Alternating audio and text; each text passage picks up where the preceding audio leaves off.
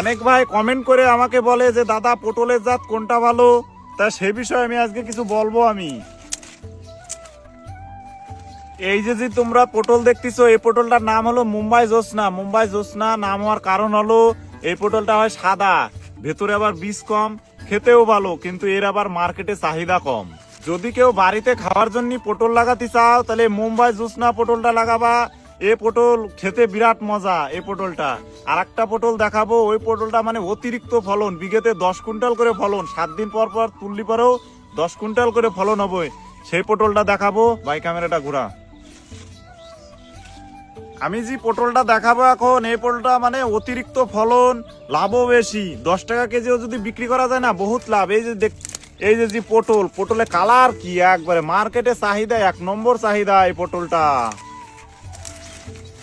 এই পটলটার নাম হলো মুম্বাই কাজলা। আজকে দেখাবো মুম্বাই কাজলা আর মুম্বাই জোসনার পার্থক্যটা। এই যে এইটা কাজলা পটল তুললাম, আর একটা জোসনা পটল তুলবো। এর পার্থক্যটা কি তোমরা নিজে চোখে দেখে নাও। এই যে আমার ডায়নাতে এটা হলো মুম্বাই জোসনা আর এটা হলো মুম্বাই কাজলা। এর পার্থক্যটা দেখে নাও। এটার কালার কত সুন্দর, এটার আবার সাদা কালার। এটা মার্কেটে চাহিদা কম, এটার আবার মার্কেটে চাহিদা প্রচুর পরিমাণে চাহিদা, কিন্তু খেতে এটা ভালো। এদা করছি, কোন চাষি যদি এই পটল চাষ করতে চায় তাহলে কোনটা চাষ করলে লাভবান হবে একটু ভালো করে বল তুই। অবশ্যই বলবো আমি।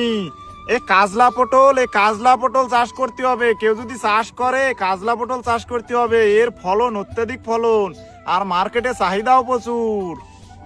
আর যদি কেউ খাওয়ার জন্য করতে চায় অল্প একটু, তাহলে মুম্বাই জোসনা করতে হবে। এই পটলটা আবার খাইতে অনেক স্বাদ।